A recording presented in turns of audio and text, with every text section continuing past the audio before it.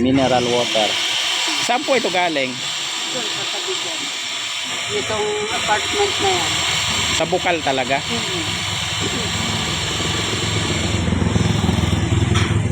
O galing sa bundok? Hindi.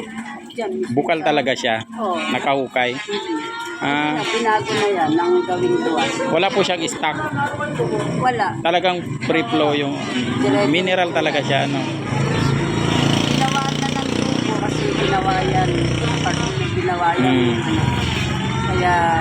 Hindi, ibig sabihin, may tubig dito lagi na nabuhos. Tapos nilagyan na lang nila ng ano. Ay, doon pa, doon.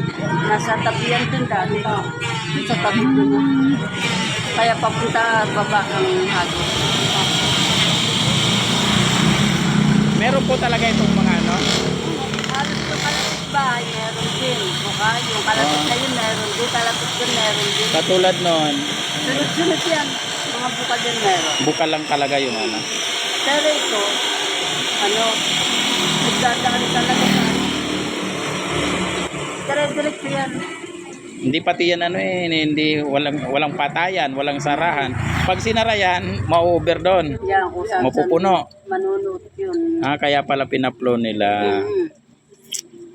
Yan, lapit-lapit na yan. Hanggang dun sa makalampas ng piting. May kanya-kanyang bukal yan. Matubig talaga dito sa Paite. Oo, matubig. Ito ang mineral talaga. Yan talagang mineral. Oo. Kasi galing yan sa mineral talaga. Sa ilalim ng lupa. hindi Yun ang mineral. na pagos dyan sa taas. Oo, yun naman yung ano nun, tiplo na. Lalim. Yung nilagyan nyo, cover yan ng ano, distilled. Yan, Para clear. Ito ang mineral, yan ang mineral water.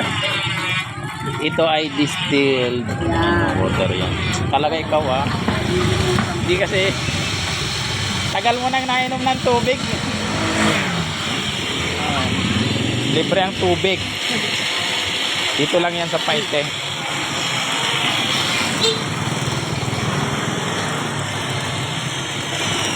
Inom ka nga, ma'am.